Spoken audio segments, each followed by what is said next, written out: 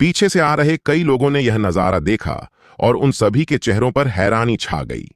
Hidden immortal pavilion की master, जो soul transformation stage पर थीं, सच में सिर्फ एक हमले में गंभीर रूप से घायल हो गईं।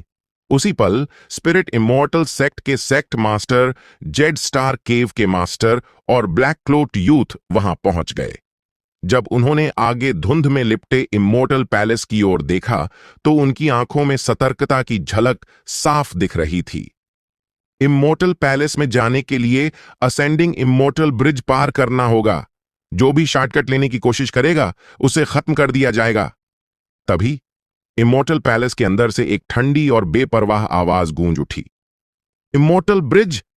यह सुनकर कई कल्टीवेटर्स की नजरें तुरंत धुंध से भरे उन 3 एनर्जी ब्रिजेस पर जा टिकीं। क्या आगे इमोर्टल पैलेस में जाने के लिए उन्हें इन्हीं 3 ब्रिजेस से होकर गुजरना होगा? वहां मौजूद कल्टीवेटर्स ने एक पल के लिए सोचा। सावधानी बरतते हुए कुछ कल्टीवेटर्स ने अपने पपेट्स निकाले या सीधे अपने स्पिरिट बीस्ट्स को ब्रिज पर उड़कर जाने का आदेश दिया। जब ब्रिज पर उतरने के बाद कुछ भी अजीब नहीं हुआ, खासकर जब वह नेसेंट सोल स्टेज का स्ट्राइप्ड स्पिरिट टाइगर बिल्कुल ठीक था, तो कई कल्टीवेटर्स ने आखिरकार उस पर कदम रख दिया। रास्ता चेक करो। बीच वाले ब्रिज पर अपने बगल में उतरे स्पिरिट इमोर्टल सेक्ट के सेक्ट मास्टर को देखकर स्ट्राइप्ड स्पिरिट टाइगर का मुंह चिढ़ गया। बड़े भाई, मेरा मास्टर तू नहीं है। क्या तेरा मुझे रास्ता चेक करने के लिए भेजना सही है? लेकिन स्पिरिट इमोर्टल सेक्ट के सेक्ट मास्टर की ठंडी नजर देखकर उसकी कुछ भी बोलने की हिम्मत नहीं हुई और वह मन मारकर आगे बढ़ने लगा। बाईं ओर के ब्रिज पर जेड स्टार केव के मास्टर और ब्लैक क्लोथ यूथ के लीडरशिप में उन्होंने एक गोल्डन कोर स्टेज के स्पिरिट बीस्ट को रास्ता चेक करने भेजा। दूसरे ब्रिज पर कुछ नेसेंट सोल स्टेज के कल्टीवेटर्स आगे बढ़ने ही वाले थे, लेकिन एक भारी दबाव ने उन्हें रुकने और रास्ता साफ करने पर मजबूर कर दिया। उन्होंने देखा कि हिडन इमोर्टल पवेलियन की मास्टर उड़ते हुए आ रही हैं। उनके होठों पर खून लगा था, बाल थोड़े उलझे हुए थे और उनके कपड़े कई जगह से फटे हुए थे, जिससे उनकी त्वचा थोड़ी थोड़ी झलक रही थी। यह नजारा बेहद खूबसूरत था, लेकिन नीचे खड़े उन नेसेंट सोल स्टेज के कल्टीवेटर्स की हिम्मत नहीं हुई कि वे ज्यादा घूर सकें। हम्फ! हिडन इमोर्टल पवेलियन की मास्टर ने ठंडी सांस ली, अपने मुंह के कोने से खून पोंछा और एक वाइट रोब पहन लिया। उन्होंने धुंध के बीच 1000 मीटर आगे मौजूद इमोर्टल पैलेस की ओर देखा। उनकी आंखों में सतर्कता की चमक आ गई। हालांकि उनकी चोटें बहुत ज्यादा गहरी नहीं थीं, लेकिन उस शॉक वेव की ताकत उन्हें डराने के लिए काफी थी। अगर ऐसे कुछ और झटके लगते तो वो जानती थीं कि वो बुरी तरह से घायल हो जातीं। और तो और इमोर्टल पैलेस ने जिस तरह से उस शॉक वेव को इतनी आसानी से छोड़ा था, उससे यही लग रहा था कि यह तो बस एक मामूली सा हमला था। यकीनन अंदर इससे भी ज्यादा ताकतवर हमले मौजूद होंगे। अब उनकी आगे उड़कर जाने की हिम्मत नहीं हुई और उन्होंने ब्रिज पर चलने का फैसला किया। आह! एक चीख के बीच उन्होंने सीधे पास खड़े एक नेसेंट सोल स्टेज कल्टीवेटर को पकड़ा और आगे की तरफ फेंक दिया और ठंडे स्वर में कहा, इस पवेलियन मास्टर के लिए रास्ता चेक करो। उस नेसेंट सोल स्टेज कल्टीवेटर का चेहरा पीला पड़ गया, लेकिन हिडन इमोर्टल पवेलियन की मास्टर का कठोर और ठंडा चेहरा देखकर उसकी कुछ और बोलने की हिम्मत नहीं हुई और वह बस आगे बढ़ता गया। इमोर्टल पैलेस के फ्रंट हॉल के अंदर विक्रम ने स्क्रीन पर ब्रिज पर कदम रख रहे कई कल्टीवेटर्स को देखा और राहत की एक हल्की सांस ली। उसने अपने हाथ में मौजूद सूखी पेड़ की टहनी को देखा और उसे थोड़ा बुरा लगा। अभी जो शॉकवेव निकली थी, उसने इमोर्टल पैलेस के गेट के अलग अलग रेस्ट्रिक्शंस और फॉर्मेशंस की कुल ऊर्जा का 1/5वां हिस्सा सीधे तौर पर सोख लिया था। किस्मत से उसका असर हो गया, कम से कम कुछ समय के लिए तो उन आने वालों को डरा ही दिया। ये सेक्ट मास्टर उसी समय स्क्रीन पर स्पिरिट इमोर्टल सेक्ट के सेक्ट मास्टर को स्ट्राइप्ड स्पिरिट टाइगर से रास्ता चेक करवाते देख वह थोड़ा निशब्द रह गया। उसने अपना सिर हिलाया। मुझे मामला थोड़ा मजेदार बनाना होगा। स्क्रीन पर ज्यादा से ज्यादा कल्टीवेटर्स को 3 एनर्जी ब्रिजेस पर कदम रखते देख विक्रम ने सूखी पेड़ की टहनी को स्क्रीन की तरफ हल्के से हिलाया। तुरंत तीनों एनर्जी ब्रिजेस के बीच वाले हिस्सों को ढंकने वाली धुंध में थोड़ा बदलाव आ गया। एक्टिवेट! जब कई लोग बीच वाले हिस्से में पहुंच गए तो विक्रम ने तुरंत सूखी पेड़ की टहनी को हिलाया।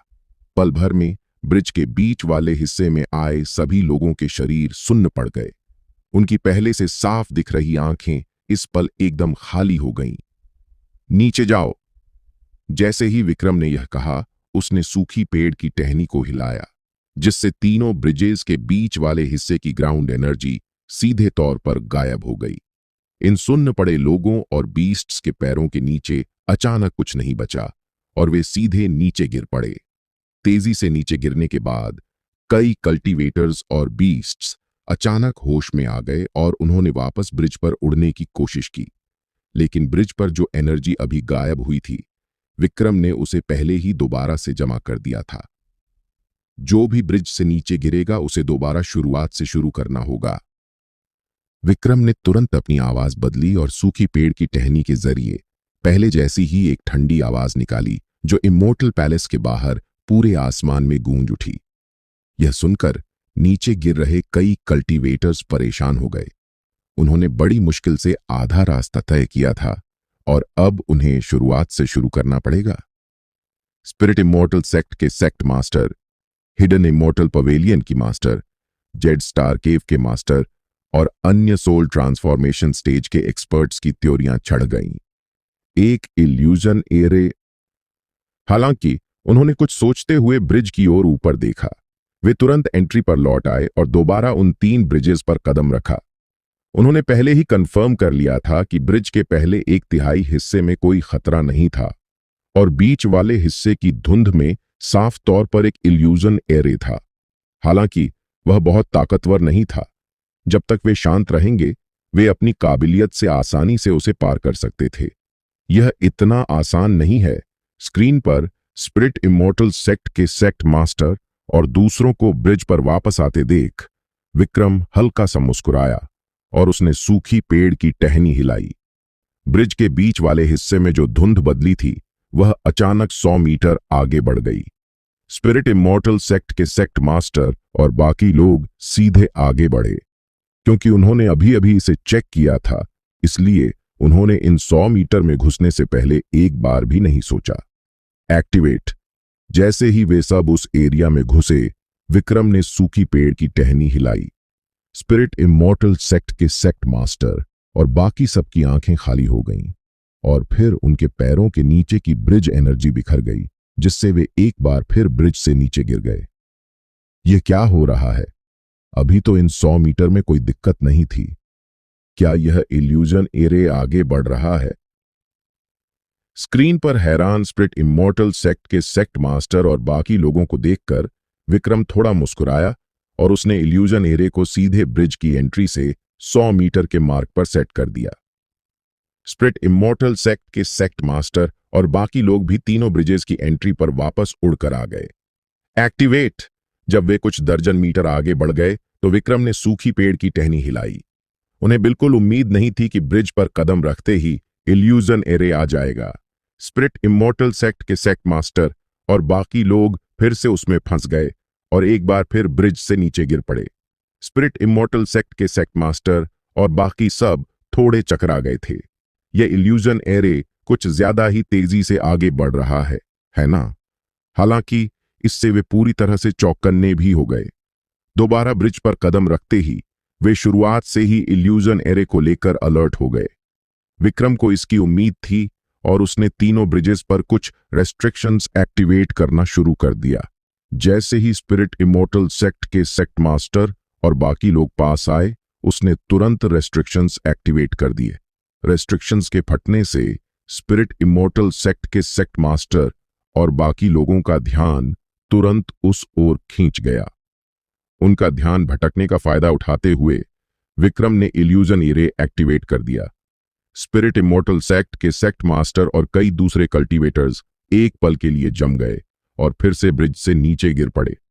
धत तेरे की, इस ब्रिज के साथ आखिर दिक्कत क्या है? पहले इल्यूजन एरे और अब रेस्ट्रिक्शंस, और वे एक साथ आ रहे हैं। क्या यह जानबूझकर लोगों को पार करने से रोक नहीं रहा है?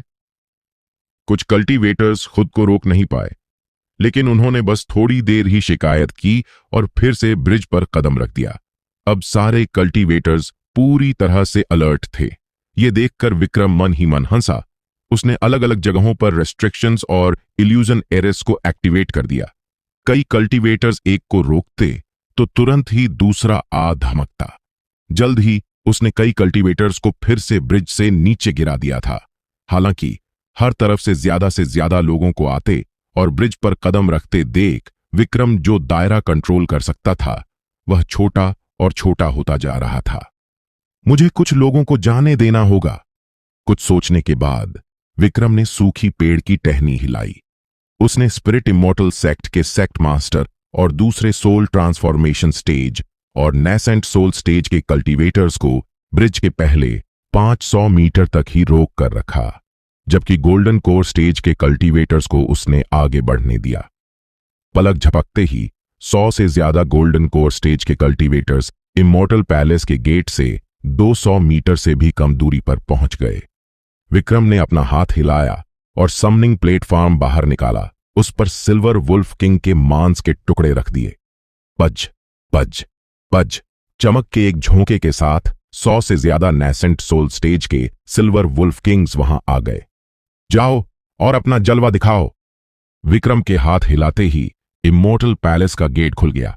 अवू अवू 100 से ज्यादा सिल्वर वुल्फ किंग्स ने दहाड़ मारी और बाहर की ओर दौड़ पड़े। ये बस आगे ही है।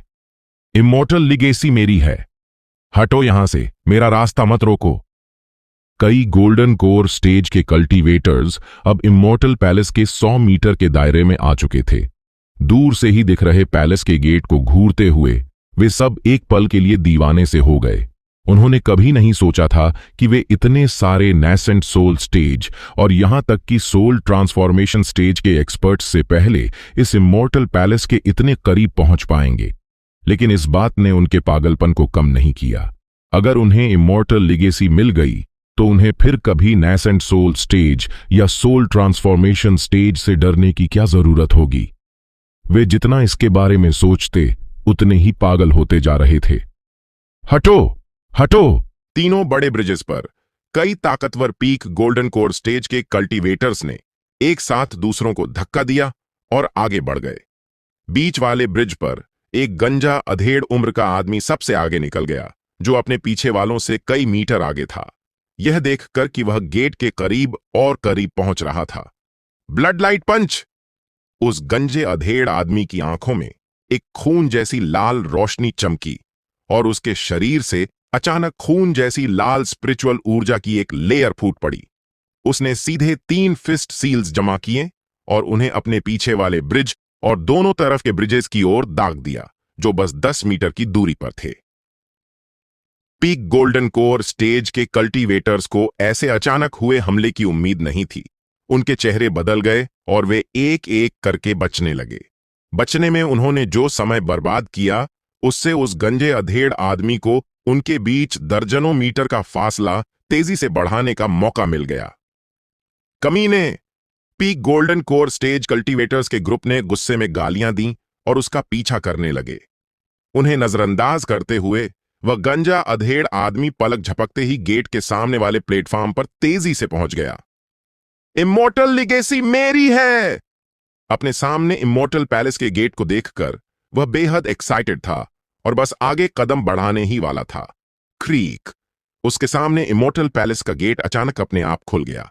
वह गंजा अधेड़ आदमी सन्न रह गया। अवू! अगले ही सेकंड गेट के अंदर से एक सिल्वर वुल्फ किंग छलांग लगाकर बाहर आया। बकवास! उस गंजे अधेड़ आदमी का चेहरा बुरी तरह से बदल गया, लेकिन पीछे हटने में बहुत देर हो चुकी थी। सिल्वर वुल्फ किंग के नुकीले पंजे चले और पल भर में उसके शरीर और उसके गोल्डन कोर को चीर कर रख दिया। एक नेसेंट सोल स्टेज के बीस्ट किंग के ऑरा ने आगे बढ़ रहे गोल्डन कोर स्टेज कल्टीवेटर्स को एक साथ अपने कदम रोकने पर मजबूर कर दिया। अवू! अवू! अवू! इससे पहले कि वे कुछ और सोच पाते, एक के बाद एक silver wolf king nascent soul stage का ऑरा फैलाते हुए इमॉर्टल पैलेस के गेट के अंदर से दहाड़ते हुए बाहर आ गए। यह क्या हो रहा है? ये नेसेंट सोल स्टेज के सिल्वर वुल्फ किंग्स कहां से आ गए? एक, दो, बाप रे, ये इतने सारे क्यों हैं? भागो! कई गोल्डन कोर स्टेज कल्टीवेटर्स के चेहरे बुरी तरह से बदल गए और वे पीछे मुड़कर भागने लगे। सिल्वर वुल्फ किंग्स के बड़े बड़े झुंड तीनों ब्रिजेस पर टूट पड़े और दहाड़ते हुए आगे बढ़ गए। कई गोल्डन कोर स्टेज कल्टीवेटर्स की स्पीड इन नेसेंट सोल स्टेज के सिल्वर वुल्फ किंग्स के सामने कुछ भी नहीं थी।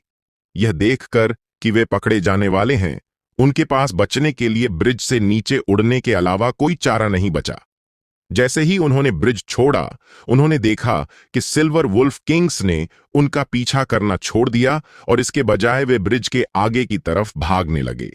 यह देखकर उन सभी ने राहत की सांस ली, लेकिन इमॉर्टल पैलेस को देखकर, जो अब इतना करीब था, उनके चेहरे कड़वाहट से भर गए। इतनी मेहनत के बाद यहां पहुंचने पर उन्हें बिल्कुल उम्मीद नहीं थी कि उन्हें फिर से शुरुआत करनी पड़ेगी। उनमें से कुछ हार मानने को तैयार नहीं थे और दांत पीसते हुए वे सीधे पास के इमॉर्टल पैलेस की ओर उड़ चले। चूंकि दूरी इतनी कम थी, इसलिए आगे बढ़ने के लिए उन्हें ब्रिज पर चलने की कोई खास जरूरत नहीं थी। लेकिन जैसे ही वे उड़े, कई सिल्वर वुल्फ किंग्स जो पहले ब्रिज पर दौड़ रहे थे, अचानक मुड़े और हवा में उनकी ओर छलांग लगा दी।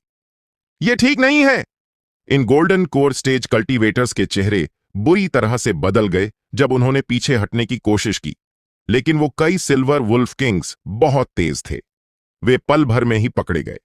सबसे तेज ब्लेड जैसे नुकीले पंजों ने वॉइड रेलम में पल भर में कई गोल्डन कोर स्टेज कल्टीवेटर्स के टुकड़े टुकड़े कर दिए। आसमान से गिरती खून की बारिश ने उनके पीछे के कई गोल्डन कोर स्टेज कल्टीवेटर्स के चेहरों को पीला कर दिया और वे सब ब्रिज की शुरुआत की ओर वापस मुड़ गए। इमॉर्टल पैलेस के फ्रंट हॉल के अंदर विक्रम ने स्क्रीन पर इस नजारे को एकदम शांत चेहरे के साथ देखा, जबकि वह सिल्वर वुल्फ किंग के बचे हुए अवशेषों का हिसाब लगा रहा था और खुद से बड़बड़ाया, अभी 2 और वेव्स निकालने के लिए काफी है। यह सिल्वर वुल्फ किंग उस पहले वाले स्ट्राइप्ड स्पिरिट टाइगर का साथी था। जब से उसने इसे मारा था, तब से उसने इसकी लाश को बिल्कुल सही सलामत रखा हुआ था। सिल्वर वुल्फ किंग्स की इस वेव को बुलाने के लिए उसने लाश का करीब 1/3 हिस्सा इस्तेमाल किया था। उसने हर एक सिल्वर वुल्फ किंग को बुलाने के लिए मांस का एक छोटा सा टुकड़ा ही इस्तेमाल किया था। नतीजा यह था कि उनकी संख्या बहुत ज्यादा थी, लेकिन हर सिल्वर वुल्फ किंग गायब होने से पहले ज्यादा से ज्यादा 15 मिनट तक ही टिक सकता था। हालांकि एक पूरी सिल्वर वुल्फ किंग की लाश से ऐसे 3 झुंड बुलाए जा सकते थे। अगर मुझे पता होता तो मैंने पहले हेवनली एस्ट्रा फाल्कन की लाश का इस्तेमाल नहीं किया होता। विक्रम ने हल्का सा सिर हिलाया। तब बुलाने के लिए पूरी लाश का इस्तेमाल करना अब बहुत बड़ी बर्बादी लग रहा था। उसके पास अभी लाशों की बहुत कमी थी, खासकर उन बड़े स्पिरिट बीस्ट्स की। यह सोचते हुए उसकी नजर स्क्रीन पर मौजूद स्ट्राइप्ड स्पिरिट टाइगर पर जा टिकी। क्या उसे समनिंग के लिए इस्तेमाल करने वास्ते इस टाइगर को मार देना चाहिए? उसके 10 मीटर के साइज को देखकर उसने अंदाजा लगाया कि यह कम से कम 3.5 वेव टाइगर्स बुला सकता है। अगर बाद में कमी पड़ी तो वह इसके बारे में सोच सकता है। विक्रम ने अपनी ठुड्डी खुजाई। बीच वाले ब्रिज पर स्ट्राइप्ड स्पिरिट टाइगर को अचानक अपने शरीर में एक सिहरन सी महसूस हुई और उसकी आंखें सतर्कता से चारों ओर देखने लगीं। क्या कोई उसे नुकसान पहुंचाना चाहता है? जैसे ही उसने यह सोचा, उसकी पुतलियां अचानक खाली हो गईं। होश में आने पर उसने पाया कि वह फिर से ब्रिज से नीचे गिर गया था। रोर! स्ट्राइप्ड स्पिरिट टाइगर गुस्से में दहाड़ उठा। किस बेवकूफ ने यह टूटा हुआ ब्रिज बनाया है? हर थोड़ी देर में एक इल्यूजन एरे आ जाता है और फिर ब्रिज के नीचे की ऊर्जा गायब हो जाती है, जिससे टाइगर गिर जाता है। क्या यह जानबूझकर एक टाइगर को टॉर्चर करना नहीं है? दूसरे इस दहाड़ का मतलब नहीं समझ सके, लेकिन विक्रम समझ गया। उसने अपनी आंखें थोड़ी सिकोड़ी, स्क्रीन पर स्ट्राइप्ड स्पिरिट टाइगर को घूरते हुए। लगता है उसे इस टाइगर को मारने के समय के बारे में सोचना पड़ेगा। भेड़ियों का झुंड कैसे हो सकता है? नाइसेंट सोल स्टेज, ये सब नाइसेंट सोल स्टेज के सिल्वर वुल्फ किंग्स हैं। बाप रे, इतने सारे कहां से आ गए? इसी पल कई सिल्वर वुल्फ किंग्स भी तीनों ब्रिजेस के पहले हिस्से की ओर दौड़ पड़े। ये देखकर कई कल्टीवेटर्स के चेहरे बदल गए। नासेंट सोल स्टेज के स्पिरिट बीस्ट्स साउदर्न रीजन में आमतौर पर बहुत कम देखे जाते थे। अब एक पूरा झुंड सीधा उन पर ही टूट पड़ा था। हम्फ! हिडन इमोर्टल पवेलियन की मास्टर ने ठंडी सांस ली और अपना पीपा उठा लिया। क्योंग! तारों की आवाज उठी और पीपा से आवाज की लहरें निकलकर सबसे तेज ब्लेड की तरह आगे की ओर छलांग लगाने लगीं। पुची! पुची! पुची! सीधे सामने से आ रहे कुछ सिल्वर वुल्फ किंग्स तुरंत अनगिनत टुकड़ों में कट गए और ऊर्जा में बदल गए। हिडन इमोर्टल पवेलियन की मास्टर अपना पीपा पकड़े हुए आगे बढ़ी, जबकि आवाज की लहरें लगातार फूटती रहीं। उसी समय बीच वाले और बाएं ब्रिज पर स्प्रिट इमोर्टल सेक्ट के सेक्ट मास्टर और जेड स्टार केव के मास्टर यूकांग ने भी एक के बाद एक एक्शन लिया। वे करीब 100 सिल्वर वुल्फ किंग्स बहुत ज्यादा लग रहे थे, लेकिन तीनों सोल ट्रांसफॉर्मेशन स्टेज के एक्सपर्ट्स के सामने वे कुछ ही मिनटों में ऊर्जा में बदल गए। हालांकि विक्रम ने भी इन सोल ट्रांसफॉर्मेशन स्टेज के एक्सपर्ट्स के हमले के दौरान मिले गैप का फायदा उठाकर एक इल्यूजन एरे एक्टिवेट कर दिया। लेकिन इस बार सोल ट्रांसफॉर्मेशन स्टेज के एक्सपर्ट्स हद से ज्यादा फोकस थे। उन सभी ने तुरंत इसे महसूस कर लिया। पल भर में इल्यूजन एरे से बाहर निकले और आगे की ओर बढ़े, बिना गिरे अपने पैरों के नीचे बिखरते ब्रिज के ऊपर से छलांग लगा दी। एक के बाद एक इतनी सारी वेव्स का सामना करने के बाद स्पिरिट इमोर्टल सेक्ट के सेक्ट मास्टर और दूसरे सोल ट्रांसफॉर्मेशन स्टेज के एक्सपर्ट्स भी समझ गए थे कि यह इल्यूजन एरे उनके सामने किसी भी समय अलग अलग रूपों में आ सकता है। इसलिए जैसे ही उन्होंने दोबारा ब्रिजेस पर कदम रखा, हर कोई अलर्ट रहा और अपना थोड़ा ध्यान इल्यूजन एरे पर लगाए रखा। अब वो आखिरकार इसे पार कर ही चुके थे। Boom, boom, boom! लेकिन इससे पहले कि वे 2 सेकंड के लिए भी खुश हो पाते, उन सबके सामने ब्रिज पर अचानक रेस्ट्रिक्शन की हलचल फूट पड़ी। उस ऊर्जा ने उन सबके चेहरे बदल दिए। उन कई सोल ट्रांसफॉर्मेशन स्टेज के एक्सपर्ट्स को एक साथ पीछे धकेल दिया गया और पीछे हटते हुए उनके पैर सीधे हवा में पड़ गए। वे ऊपर उड़ना चाहते थे, लेकिन उनके सामने रेस्ट्रिक्शन से बनी ऊर्जा फिर से उछल पड़ी, जिससे उन्हें रेस्ट्रिक्शन की ऊर्जा से बचने के लिए ब्रिज से नीचे गिरना पड़ा। लेकिन वे एक बार फिर बड़े ब्रिज से अलग हो गए थे। उन कई सोल ट्रांसफॉर्मेशन स्टेज एक्सपर्ट्स के चेहरे काफी खराब लग रहे थे। आगे धुंध से लिपटे इमोर्टल पैलेस को देखकर वे सीधे उधर छलांग लगाना चाहते थे, लेकिन उस शॉक वेव को याद करके जिसने हिडन इमोर्टल पवेलियन की मास्टर को पहले उड़ा दिया था, वे शांत हो गए और वापस ब्रिज की शुरुआत की ओर उड़ गए। मुझे कुछ गिने चुने लोगों को अंदर आने देना चाहिए।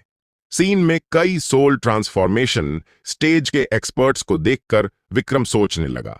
वैसे भी ट्रायल की शर्त थी कि 100 से ज्यादा लोग अंदर नहीं जा सकते। कुछ गिने चुने लोगों को इमोर्टल पैलेस में आने देने से वह फेल नहीं होगा।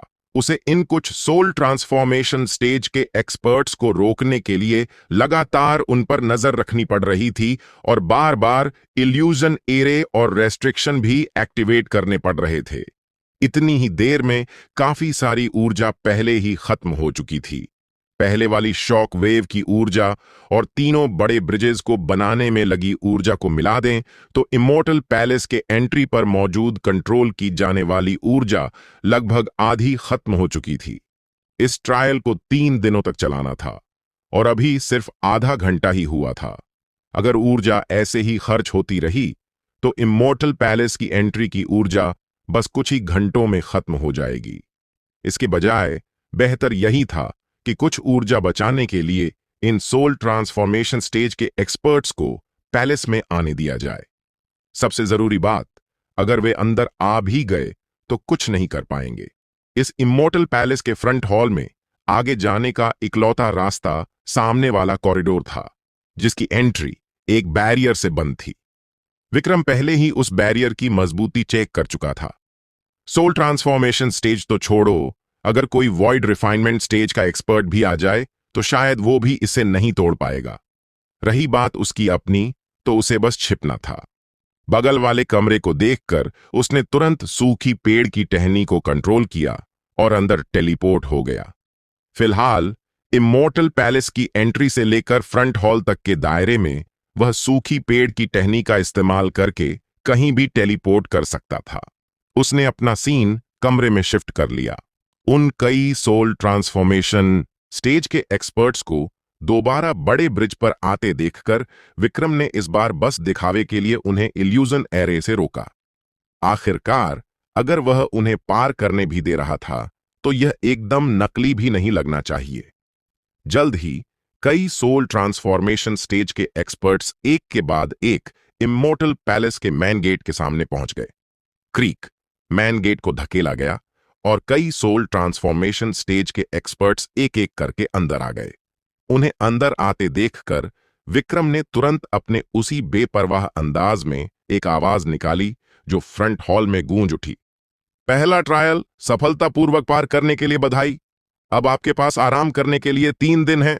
3 दिन बाद दूसरा ट्रायल शुरू होगा। 3 दिन?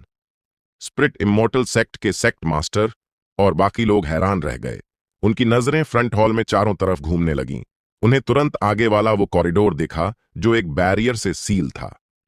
क्या मैं पूछ सकता हूं कि सीनियर कौन है? स्पिरिट इमोर्टल सेक्ट के सेक्ट मास्टर खुद को पूछने से नहीं रोक पाए। युकांग, ब्लैक क्लोट यूथ और हिडन इमोर्टल पवेलियन की मास्टर ने भी यह सुनकर अपनी आंखें सिकोड़ लीं। यह आवाज पक्का किसी जिंदा इंसान की थी, क्योंकि पहले वाले बड़े ब्रिज को देखकर वे समझ गए थे कि कोई उसे कंट्रोल कर रहा है। बस अब यह पक्का नहीं था कि बोलने वाला शख्स वही इमोर्टल है जिसने यह जगह बनाई थी या कोई और। आखिरकार अपनी लेगेसी की जगह की रखवाली के लिए अपनी बची हुई आत्मा का एक अंश छोड़ जाना कई ताकतवर एक्सपर्ट्स का पुराना तरीका था। मैं हूं विदर्ड इमोर्टल, विक्रम ने बेपरवाह होकर कहा। बस इन 3 शब्दों ने स्प्रिट इमोर्टल सेक्ट के सेक्ट मास्टर और बाकी लोगों के रोंगटे खड़े कर दिए। हालांकि इमोर्टल सीक्रेट रेल्म को हमेशा से इमोर्टल ही कहा जाता था, लेकिन क्या सच में कोई इमोर्टल लेगेसी मौजूद है? इस बात पर कई लोगों को शक था। अब जब यह बात पक्की हो गई थी तो स्पिरिट इमोर्टल सेक्ट के सेक्ट मास्टर और बाकी लोगों की सांसें तेज हो गईं। स्पिरिट इमोर्टल सेक्ट के सेक्ट मास्टर ने कहा, सीनियर, हम थके नहीं हैं। क्या आप हमें सीधे दूसरे ट्रायल के लिए जाने की परमिशन दे सकते हैं? उनका सम्मान भरा लहजा सुनकर विक्रम को बड़ा मजा आ रहा था। उसने कभी नहीं सोचा था कि एक दिन उनका सेक्ट मास्टर उसे बार बार सीनियर कहकर बुलाएगा। तस्क तस्क। लेकिन उसने इस रिक्वेस्ट का कोई जवाब नहीं दिया। दूसरा ट्रायल? कैसा दूसरा ट्रायल? यह तो बस तुम सबको सांस लेने का मौका देने के लिए था। और एक इमोर्टल होने के नाते अगर वह इन मामूली से सोल ट्रांसफॉर्मेशन स्टेज के एक्सपर्ट्स के हर सवाल का जवाब देने लगा तो उसकी शान घट जाएगी।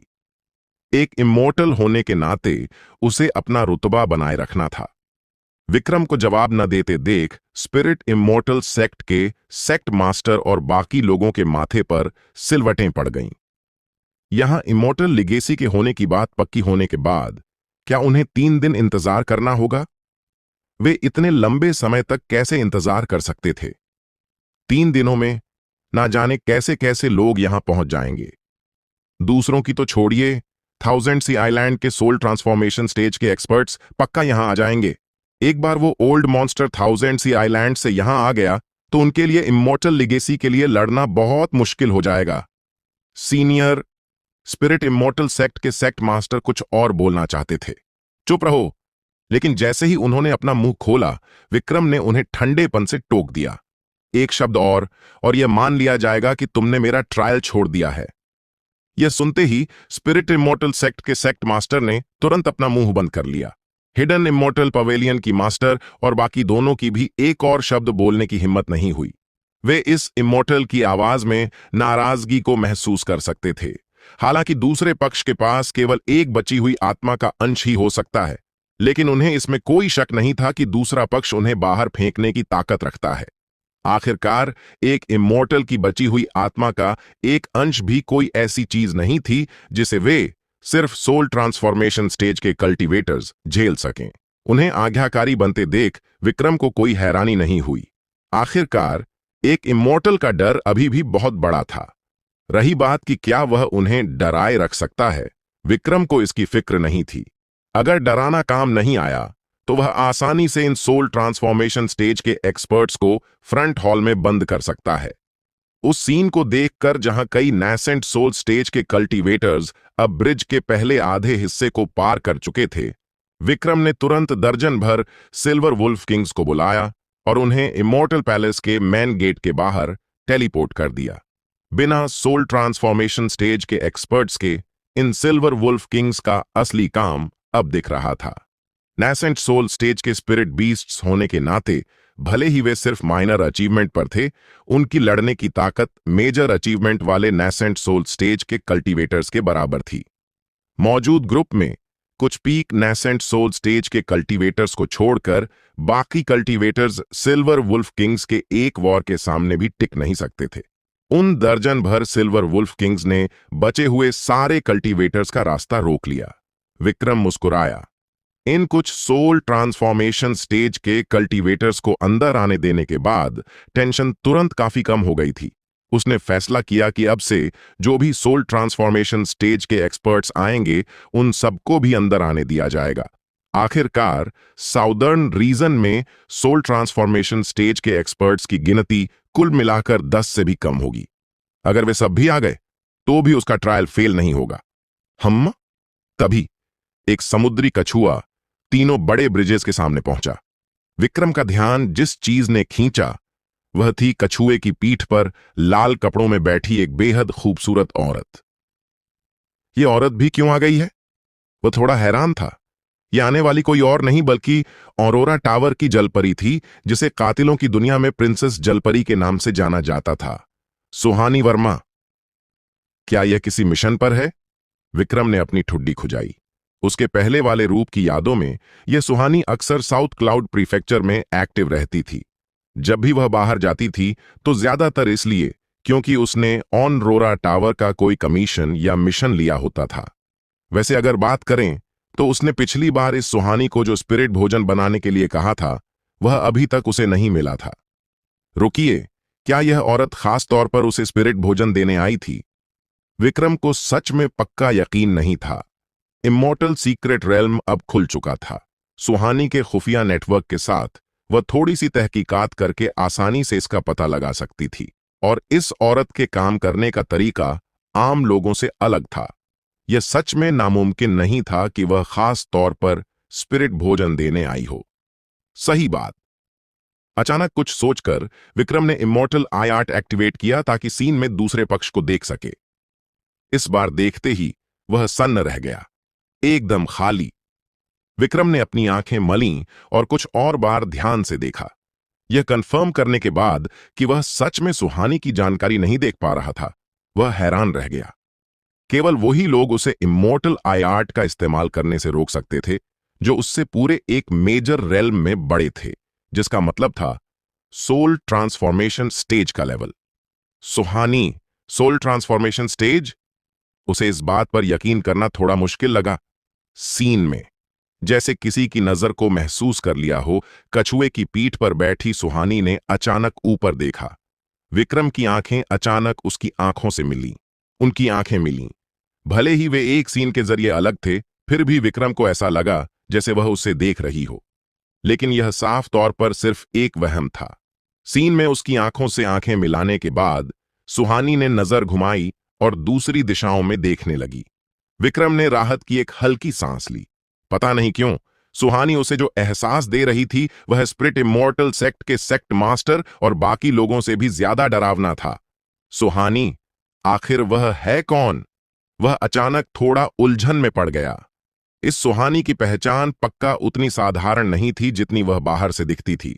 सुहानी को बीच वाले ब्रिज पर आगे बढ़ते देखकर विक्रम ने जानबूझकर उसे रोकने की कोशिश नहीं की। जैसी उम्मीद थी, सुहानी ने इल्यूजन एरे वाले हिस्से के पहले आधे भाग को आसानी से पार कर लिया। दूसरे आधे हिस्से में पहुंचते हुए कुछ नैसेंट सोल स्टेज के कल्टीवेटर्स इस समय 3 सिल्वर वुल्फ किंग्स से लड़ रहे थे। सुहानी कछुए पर सवार होकर आगे बढ़ी। विक्रम ने सोचा और एक सिल्वर वुल्फ किंग से उस पर हमला करवा दिया। उसने देखा कि सुहानी ने बड़ी शांति से एक बड़ी लोहे की करछुल निकाली और उछल पड़ी। एक छन की आवाज के साथ सिल्वर वुल्फ किंग तुरंत हवा में उड़ गया। इस बीच सुहानी वापस कछुए की पीठ पर उतरी और कछुए पर बैठकर आगे बढ़ती रही। यह नजारा देखकर पास के नेसेंट सोल स्टेज के कल्टीवेटर्स की आंखें फटी की फटी रह गईं। उसने एक लोहे की करछुल से नेसेंट सोल स्टेज के स्पिरिट बीस्ट को हवा में उड़ा दिया। इस औरत का क्या चक्कर है? इमॉर्टल पैलेस के एक कमरे के अंदर विक्रम ने इस नजारे को देखते हुए एक हल्की सांस ली और उसे कंफर्म किया। उसने दखल देना बंद कर दिया और उसे आराम से इमॉर्टल पैलेस के फ्रंट हॉल में आने दिया।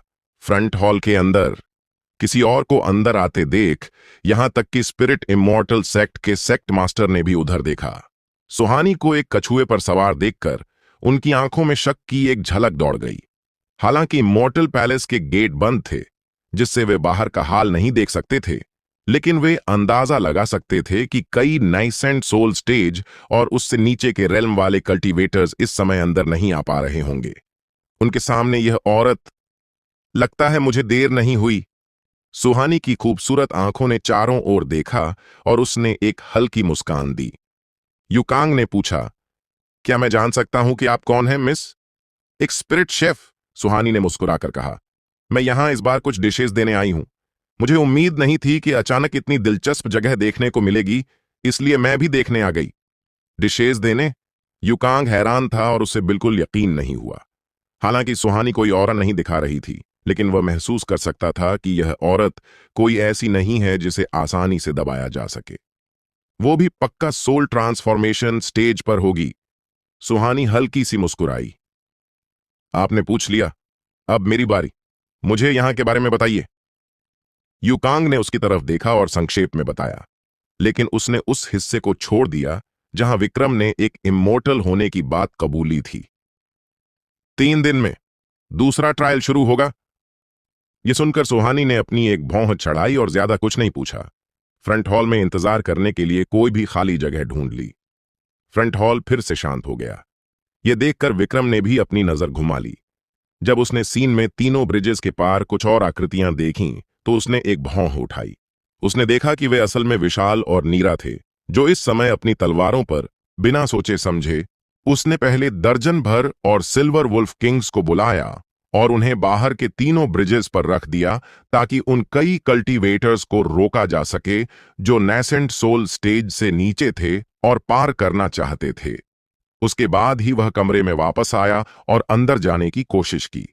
जैसे ही उसकी आंखों के सामने की रोशनी बदली, उसके आसपास का नजारा इमॉर्टल मास्टर ग्रेट वर्ल्ड के विशाल सफेद फैलाव में बदल गया, जिसमें कुछ इमारतें थीं। वह सच में अंदर आ सकता था। विक्रम हैरान था। इमॉर्टल पैलेस में लगा वो रेस्ट्रिक्शन जो लोगों को दूसरी जगह जाने से रोकता था, पक्का उसी विदर्ड इमॉर्टल ने छोड़ा था जिसने पैलेस बनाया था। एक इमॉर्टल द्वारा छोड़ा गया रेस्ट्रिक्शन उसे इमॉर्टल मास्टर ग्रेट वर्ल्ड में जाने से नहीं रोक सका। लगता है उसकी उंगलियों का जादू उसके अंदाजे से भी ज्यादा जादुई था। एक और टैलेंट लगाने का एकदम सही समय। वह टैलेंट प्लांटिंग फील्ड में पहुंच गया। पहले दिए गए समनिंग प्लेटफॉर्म के टैलेंट का कमाल तो साफ दिख ही रहा था, जिससे वह टैलेंट प्लांटिंग फील्ड को लेकर और भी ज्यादा एक्साइटेड हो गया था।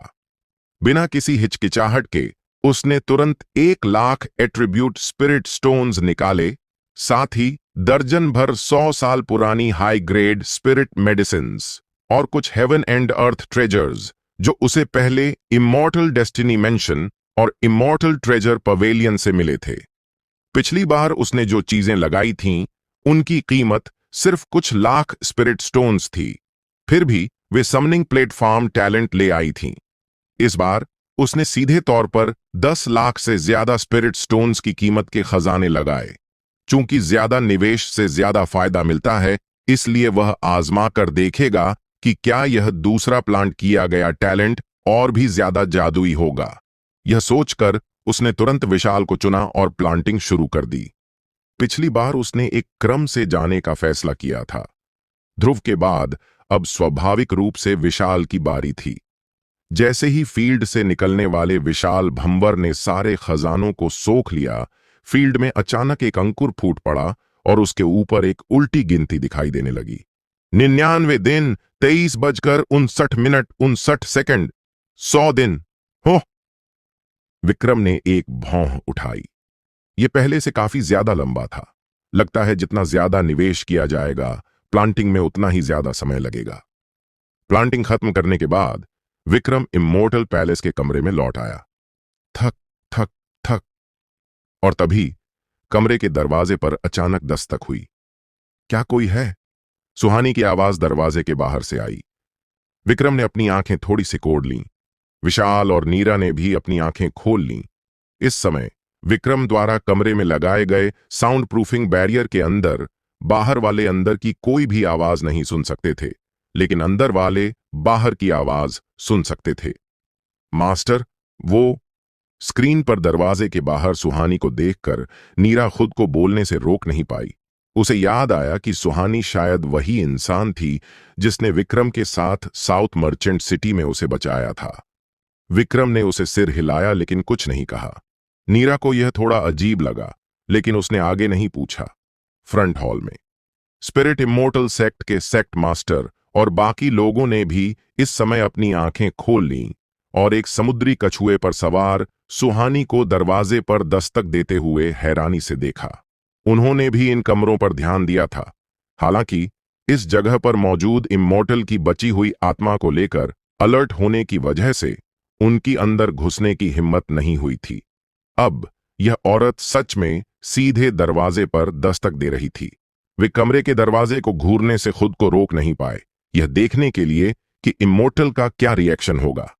लेकिन काफी देर इंतजार करने के बाद वहां सिर्फ सन्नाटा था। अगर कोई नहीं है तो मैं अंदर आ रही हूं। यह देखकर सुहानी हल्की सी मुस्कुराई और दरवाजे को धकेलने के लिए अपना हाथ आगे बढ़ाया। हालांकि उसने पाया कि दरवाजा तो जैसे जाम कर दिया गया हो। भले ही इसे ताकत लगाकर धकेला जा सकता था, लेकिन जैसे ही यह हिला, दरवाजे पर रेस्ट्रिक्शन की ऊर्जा की लकीरें तुरंत उभर आईं। ये देखते ही सुहानी ने अपना हाथ जल्दी से रोक लिया। वह केवल जानना चाहती थी और किसी रेस्ट्रिक्शन को ट्रिगर नहीं करना चाहती थी। आखिरकार कौन बता सकता है कि एक इमोर्टल का छोड़ा हुआ रेस्ट्रिक्शन कितना खतरनाक हो सकता है। यह दरवाजा काम नहीं करेगा, यह देखकर सुहानी बाकी दरवाजों को चेक करने गई। यह जानने के बाद कि उन सब पर रेस्ट्रिक्शंस हैं, उसने बेबसी में अपने कंधे उचकाए और शांति से फ्रंट हॉल में बैठ गई। यह देखकर विक्रम की भौहें थोड़ी सी उठीं। लगता है सुहानी ने बस यूं ही कोई दरवाजा चुन लिया था। जैसे ही उसने खटखटाया, उसे लगा था कि वह पकड़ा गया है। इन कमरों के दरवाजों की बात करें तो उसने सूखी पेड़ की टहनी का इस्तेमाल करके पहले ही रेस्ट्रिक्शंस लगा दिए थे। हालांकि ये रेस्ट्रिक्शंस असल में बहुत ज्यादा ताकतवर नहीं थे और सोल ट्रांसफॉर्मेशन स्टेज का कोई भी इंसान उन्हें आसानी से तोड़ सकता था। लेकिन वह जुआ खेल रहा था। यह जुआ कि ये लोग किसी इमोर्टल के रेस्ट्रिक्शन के खिलाफ दरवाजा तोड़ने का जोखिम नहीं उठाएंगे। बेशक अगर कोई दरवाजा सच में खुल जाता तो ज्यादा से ज्यादा यही होता कि वह टेलीपोर्ट होकर बाहर चला जाता। सूखी पेड़ की टहनी के होते हुए उसे पकड़े जाने का कोई डर नहीं था। यह देखकर कि फ्रंट हॉल में बैठे कुछ सोल ट्रांसफॉर्मेशन स्टेज के एक्सपर्ट्स शांत हो गए हैं, विक्रम ने अपना ध्यान बाहर के तीनों बड़े ब्रिजेस दिखा रही स्क्रीन्स की ओर कर लिया। जैसे जैसे ज्यादा कल्टीवेटर्स तीनों ब्रिजेस पर पहुंच रहे थे, इल्यूजन एरे का असर कमजोर और कमजोर होता जा रहा था। कल्टीवेटर्स लगातार तीनों ब्रिजेस के पिछले हिस्से पर पहुंच रहे थे और उसने पहले जो दर्जनों सिल्वर वुल्फ किंग्स छोड़े थे, उनमें से 10 से ज्यादा पहले ही मारे जा चुके थे। बचे हुए सिल्वर वुल्फ किंग्स भी अब धीरे धीरे इतने सारे कल्टीवेटर्स के हमले नहीं झेल पा रहे थे। जल्दी कुचल दो इन्हें, अब पीछे मत हटना।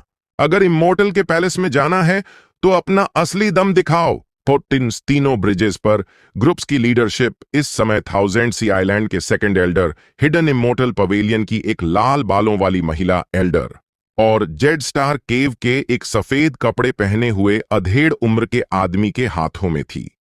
तीनों पीक नेसेंट सोल स्टेज पर थे और वे इस समय कई नेसेंट सोल स्टेज कल्टीवेटर्स को लीड करते हुए सिल्वर वुल्फ किंग्स को कदम दर कदम पीछे धकेल रहे थे। इमॉर्टल पैलेस के गेट की दूरी साफ तौर पर कम होती जा रही थी। Boom boom boom. Thousand sea island के second elder, hidden immortal pavilion की लाल बालों वाली महिला एल्डर, जेड स्टार केव के सफेद कपड़े पहने हुए अधेड़ उम्र के आदमी और कई दूसरे peak nascent soul stage cultivators ने एक साथ अपनी पूरी ताकत लगा दी और हर एक ने एक सिल्वर वुल्फ किंग को मारते हुए आगे बढ़ने की रफ्तार बढ़ा दी। ये देखकर विक्रम ने तुरंत दर्जनों और सिल्वर वुल्फ किंग्स को बुलाया और उन्हें तीनों ब्रिजेस पर टेलीपोर्ट कर दिया। और भी कैसे आ गए कमीने? ये सिल्वर वुल्फ किंग्स आखिर आ कहां से रहे हैं? मेरा रास्ता रोकने की सोचना भी मत, भागो यहां से। अपने सामने अचानक दर्जनों सिल्वर वुल्फ किंग्स को देखकर थाउजेंड सी आइलैंड के सेकंड एल्डर और बाकी लोगों के चेहरे लटक गए, लेकिन उन सभी ने दांत पीसे और चिल्लाते हुए आगे बढ़ गए। कमरे के अंदर विशाल और नीरा दोनों ही हैरानी से विक्रम की ओर देख रहे थे, क्योंकि वे यह सब नजारा देख रहे थे। क्या उनके मास्टर इमॉर्टल पैलेस को कंट्रोल कर सकते थे? नीरा, क्या तुम उसे मारना चाहती हो? विक्रम ने अचानक नीरा की तरफ देखा और स्क्रीन पर थाउजेंड सी आइलैंड के सेकंड एल्डर की ओर इशारा किया। नीरा की आंखें सिकुड़ गईं और उसने बिना किसी झिझक के सिर हिलाया। हां, उस समय उसके मर्मन ट्राइब को पकड़ने का मुख्य जिम्मेदार थाउजेंड सी आइलैंड का यही सेकंड एल्डर था। उसने खुद अपने कई एल्डर्स को इस आदमी के हाथों बुरी तरह पकड़े जाते और मारे जाते देखा था। बढ़िया, विक्रम हल्का सा मुस्कुराया। उसने अपनी इनविजिबिलिटी क्लॉक पहनी और कमरे से टेलीपोर्ट हो गया। नीरा और विशाल दोनों हैरान रह गए और उन्होंने एकदम से स्क्रीन की तरफ देखा। उन्हें विक्रम नहीं दिखा, लेकिन उन्होंने देखा कि थाउजेंड सी आइलैंड का सेकंड एल्डर, जो कई सिल्वर वुल्फ किंग से लड़ रहा था, अचानक किसी चीज से जोर से टकराया और फिर धड़ाम। नीरा और विशाल ने अपने सामने एक तेज आवाज सुनी। थाउजेंड सी आइलैंड का सेकंड एल्डर, जो अभी स्क्रीन पर ब्रिज पर था, अब उनके सामने बेहोश पड़ा था। यह हैरानी से नीरा और विशाल का मुंह खुला का खुला रह गया। विक्रम भी इस समय कमरे में लौट आया था और अब वह दिखाई दे रहा था। उसने तुरंत थाउजेंड सी आइलैंड के सेकंड एल्डर के कल्टीवेशन को सील कर दिया और फिर उसे लात मारकर जगा दिया। उफ! थाउजेंड सी आइलैंड के सेकंड एल्डर ने अपनी आंखें खोलीं। उसकी नजरें थोड़ी धुंधली थीं, लेकिन उसे जल्द ही कुछ समझ आया और उसकी आंखें फटी की फटी रह गईं। यह जगह, वह अपने सामने वाले कमरे को देखकर सन्न रह गया था और जब उसे लगा कि उसका कल्टीवेशन दबा दिया गया है, तो उसका चेहरा तेजी से बदल गया। तुम? उसने उन तीनों को भी देखा। वह पहले तो हैरान हुआ, लेकिन फिर तुरंत समझ गया। तुम लोग स्पिरिट इमॉर्टल सेक्ट के हो। धड़ाम। इससे पहले कि वह अपनी बात पूरी कर पाता, विक्रम ने उसे सीधे लात मार दी। कमीने, तेरी मुझे लात मारने की हिम्मत कैसे हुई? थाउजेंड सी आइलैंड का सेकंड एल्डर आग बबूला हो गया था। थम! आह! विक्रम ने सीधे उसकी छाती पर पैर रख दिया। तुम? थाउजेंड सी आइलैंड के सेकंड एल्डर ने अपनी आंखें फाड़कर विक्रम को ऐसे देखा जैसे उसे यकीन ही ना हो रहा हो। क्या स्पिरिट इमॉर्टल सेक्ट का यह नाइन्थ एल्डर पागल था? उसकी हिम्मत कैसे हुई उसके साथ ऐसा सलूक करने की? मुझे तुमसे कुछ सवाल पूछने हैं, विक्रम ने ठंडेपन से कहा।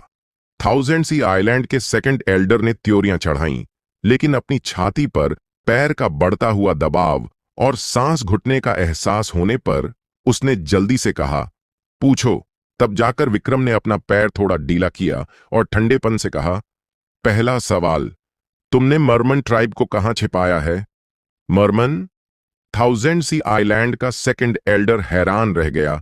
उसे समझ नहीं आ रहा था कि विक्रम यह क्यों पूछ रहा है। उफ! आह! विक्रम का पैर, जो अभी ढीला हुआ था, एक बार फिर उसकी छाती पर चढ़ गया। थाउजेंड सी आइलैंड के सेकंड एल्डर का चेहरा तुरंत दर्द से तड़प उठा और उसने जल्दी से कहा, मुझे नहीं पता तुम किस मर्मन की बात कर रहे हो। तो लगता है मुझे तुम्हें एक हिंट देना पड़ेगा, विक्रम ने ठंडेपन से कहा और नीरा की ओर देखा। नीरा तुरंत समझ गई। उसने अपना चेहरा वापस पहले जैसा कर लिया और साथ ही उसके पैर वापस मछली की पूंछ में बदल गए और वह अपने असली जल परी के रूप में आ गई। उसने थाउजेंड सी आइलैंड की इस यात्रा के लिए खास तौर पर थोड़ा सा भेस बदला था, क्योंकि उसे डर था कि कहीं वे लोग उसे पहचान न लें। एक जल परी? थाउजेंड सी आइलैंड के सेकंड एल्डर ने यह देखा और हैरान रह गया।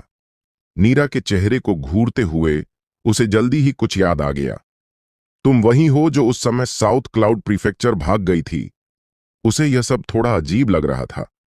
वो जल परी जिसे उस समय ले जाया गया था, उसका कल्टीवेशन साफ तौर पर सिर्फ ऊर्जा रिफाइनिंग स्टेज का था, लेकिन अब वह सच में पीक फाउंडेशन एस्टेब्लिशमेंट स्टेज पर थी। मेरे कबीले के लोग कहां हैं वे? नीरा ने जोर से पूछा। थाउजेंड सी आइलैंड का सेकंड एल्डर चुप रहा। पूछी लेकिन अपने निचले पेट में उठे तेज दर्द से वह पल भर में चीख पड़ा। एक खंजर उसके पेट के निचले हिस्से में बाईं तरफ घुस गया था। विक्रम ने उसकी नाभि के नीचे इशारा किया और ठंडेपन से कहा, तुम्हारी नैसेंट सोल यहीं पर है ना? यह सुनते ही थाउजेंड सी आइलैंड के सेकंड एल्डर का चेहरा बदल गया और वह हड़बड़ाकर चिल्लाया, थर्ड आइलैंड! वे मरमन थर्ड आइलैंड पर हैं। Third island? विक्रम ने एक भौं उठाई। थाउजेंड सी आइलैंड के जलपरी मुख्य आइलैंड थे और थर्ड आइलैंड उनमें से एक था। लगता है जयदीप ने उसे पहले झूठ नहीं बोला था। मरमन ट्राइब को सच में थाउजेंड सी आइलैंड के मुख्य आइलैंड वाले एरिया में ही ले जाया गया था। उसने फिर थाउजेंड सी आइलैंड के सेकंड एल्डर की ओर देखा और पूछना जारी रखा, दूसरा सवाल, तुम समंदर के नीचे रहने वाली इन नस्लों को क्यों पकड़ रहे हो? वे खूबसूरत हैं, इसलिए हमने उन्हें गुलाम बनाने के लिए पकड़ा है। थाउजेंड सी आइलैंड के सेकंड एल्डर ने तुरंत जवाब दिया। विक्रम हल्का सा हंसा। पूछी। एक खंजर गिरा जो सीधे उस आदमी के पेट के निचले हिस्से में दाईं तरफ नाभि के ठीक नीचे घुस गया। आह! थाउजेंड सी आइलैंड के सेकंड एल्डर ने दर्द भरी चीख निकाली और गुस्से से बोला, मैंने तुम्हें बता तो दिया है ना, तुम आह! इससे पहले कि वह अपनी बात पूरी कर पाता, विक्रम ने पहले ही तीसरा खंजर निकाल लिया था और उसे नाभि के ऊपर गुस्सा दिया और ठंडेपन से कहा, अगला खंजर तुम्हारी नैसेंट सोल में घुसेगा। थाउजेंड सी आइलैंड के सेकंड एल्डर का चेहरा बुरी तरह बदल गया और उसने जल्दी से कहा, एक्सपेरिमेंट्स! हम उन्हें एक्सपेरिमेंट्स के लिए इस्तेमाल कर रहे हैं। एक्सपेरिमेंट्स? विक्रम चौंका और बोला, साफ साफ बताओ।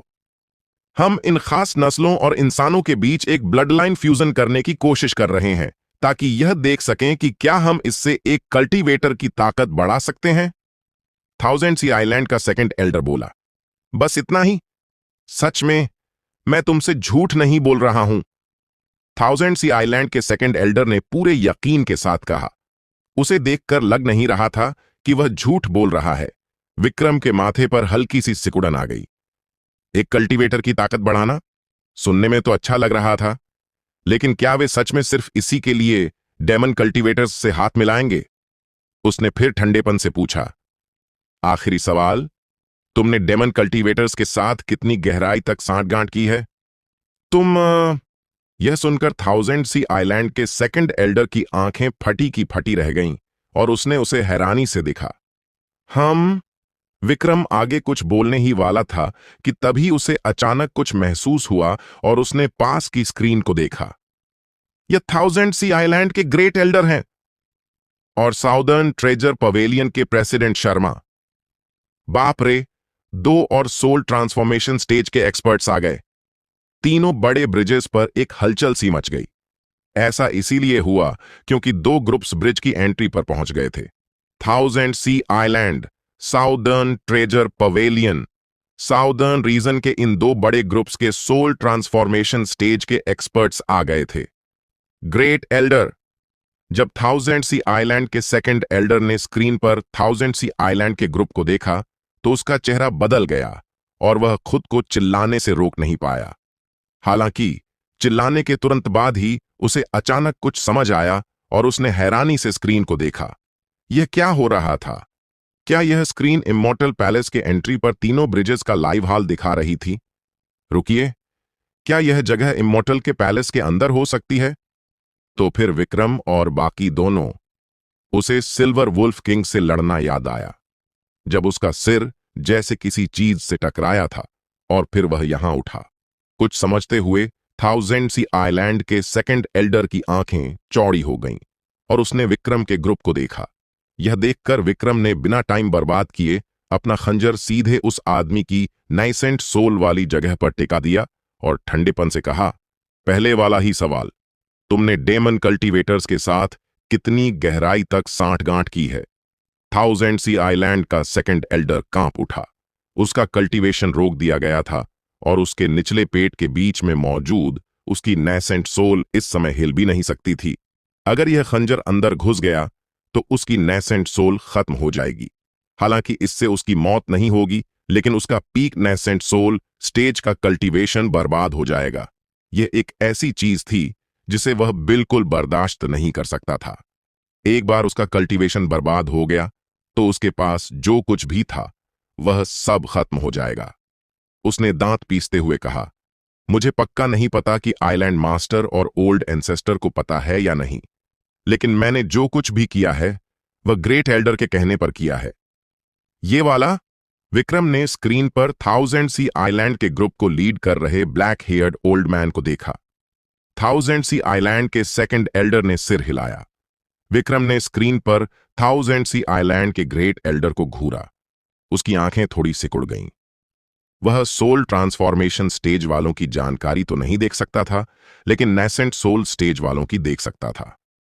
थाउजेंड सी आइलैंड के ग्रुप में एक भी शख्स डेविलिश ऊर्जा का कल्टीवेट नहीं करता था, जिसमें उसके सामने मौजूद सेकंड एल्डर भी शामिल था। इसी वजह से उसे पक्का नहीं पता था कि थाउजेंड सी आइलैंड और डेमन कल्टीवेटर्स के बीच सांठगांठ कितनी गहरी थी। विक्रम ने एक और सवाल पूछा, तुम लोग जिनके साथ सांठगांठ कर रहे हो वो साउथ विंड डेमन सेक्ट है, सही? थाउजेंड सी आइलैंड के सेकंड एल्डर की पुतलियां सिकुड़ गईं और उसने कुछ डर के साथ उसकी ओर देखा। आखिर स्पिरिट इमॉर्टल सेक्ट का यह नाइन्थ एल्डर है कौन, और यह इतना सब कुछ कैसे जानता है? अचानक अपने पेट पर खंजर की ठंडक महसूस होते ही वह तुरंत होश में आ गया और चिल्लाया, हां, यह साउथ विंड डेमन सेक्ट ही है। विक्रम ने सिर हिलाया और तुरंत नीरा की ओर देखा। नीरा, अब यह तुम्हारा है। नीरा से अब और सब्र नहीं हो रहा था और उसने ठंडी नजरों से थाउजेंड सी आइलैंड के सेकंड एल्डर को देखा। उसके इरादे को भांपकर सेकंड एल्डर का चेहरा बदल गया। मैंने तुम्हें सब बता दिया है जो तुम जानना चाहते थे, तुम नहीं कर सकते। इससे पहले कि उसके शब्द पूरे हो पाते, नीरा का हाथ उठा और उसकी तलवार चल गई। थाउजेंड सी आइलैंड के सेकंड एल्डर के धड़ से एक साफ सिर तुरंत अलग हो गया। दादा वरुण, बहन शिखा, मैंने बदला ले लिया। ऐसा करने के बाद नीरा ने एक के बाद एक कई नाम लिए। उसकी चमकती आंखें लाल होने से नहीं रुक पा रही थीं। उसने जो भी नाम लिए वे सब उन मरमन के थे जिन्हें उसने खुद अपनी आंखों से थाउजेंड सी आइलैंड के सेकंड एल्डर के हाथों मरते हुए देखा था। बोलने के बाद वह कृतज्ञता से विक्रम की ओर देखे बिना नहीं रह सकी। मास्टर, कुछ मत कहो। विक्रम ने अपना हाथ हिलाया और ठंडेपन से कहा, जब तक हम इमोर्टल सीक्रेट रेल्म से बाहर नहीं निकल जाते तब तक इंतजार करो, फिर मास्टर के पीछे थाउजेंड सी आइलैंड चलना। यह सुनकर नीरा का चेहरा खिल उठा और वह जोर से सिर हिलाए बिना नहीं रह सकी। हां! विक्रम ने अपना हाथ आगे बढ़ाया और एक हल्की तलवार और एक जोड़ी पर्पल गॉन्टलेट्स के साथ कल्टीवेशन टेक्निक्स के 2 स्क्रॉल निकाले और उन्हें नीरा और विशाल को दे दिया। ये मास्टर की हाल ही की कमाई है। ये दोनों कल्टीवेशन टेक्निक्स इन दोनों स्पिरिचुअल आर्टिफैक्ट्स के साथ जुड़ी हुई हैं। इन्हें प्रैक्टिस करने के लिए थोड़ा समय निकालो। मास्टर, मेरे पास पहले से ही एक स्पिरिचुअल आर्टिफैक्ट है। विशाल ने अचानक एक जोड़ी सोने की परत छड़े गॉन्टलेट्स निकाल लिए। विक्रम चौंका और उन्हें देखने लगा। Flowing light gauntlets, rank advanced spiritual artifact, artifact spirit, radiant mouse spirit artifact skill, radiant attachment. Gauntlets पहनकर जब भी कोई हमला किया जाएगा तो उसे अलग अलग लेवल की ताकत मिलेगी। एक एडवांस्ड स्पिरिचुअल आर्टिफैक्ट? विक्रम हैरान था। मास्टर, इमॉर्टल सीक्रेट रेल्म में आने के बाद मुझे यह किस्मत से मिल गया। विशाल हंसते हुए बोला। तुम बच्चे, तुम्हारी किस्मत सच में बहुत अच्छी है। विक्रम ने मुस्कुराते हुए अपना सिर हिलाया और पर्पल गॉन्टलेट्स और उनसे जुड़ी कल्टीवेशन टेक्निक रख दी, जो केवल लो ग्रेड स्पिरिचुअल आर्टिफैक्ट्स थे। ये वो चीजें थीं जो उसे इमॉर्टल ट्रेजर पवेलियन में मिली थीं, जहां स्पिरिचुअल आर्टिफैक्ट और कल्टीवेशन टेक्निक एक दूसरे से जुड़े हुए थे। सबसे बेहतरीन असर दिखाने के लिए उन्हें एक साथ इस्तेमाल करने की जरूरत थी। चूंकि विशाल को ऐसे एडवांस्ड स्पिरिचुअल आर्टिफैक्ट गॉन्टलेट्स की जोड़ी मिल गई थी, इसलिए अब उसे इस कल्टीवेशन की कोई जरूरत नहीं थी। रही बात हल्की तलवार और उससे जुड़ी कल्टीवेशन टेक्निक की, तो उसने वे नीरा को दे दी। शुक्रिया मास्टर। नीरा ने उन्हें कृतज्ञता से ले लिया। विक्रम ने वापस स्क्रीन की ओर देखा। उनकी बातचीत के दौरान थाउजेंड सी आइलैंड और साउदर्न ट्रेजर पवेलियन के दोनों ग्रुप्स पहले ही तेजी से ब्रिजेस पर आ चुके थे। उसने अपने पहले वाले तरीके को ही अपनाया।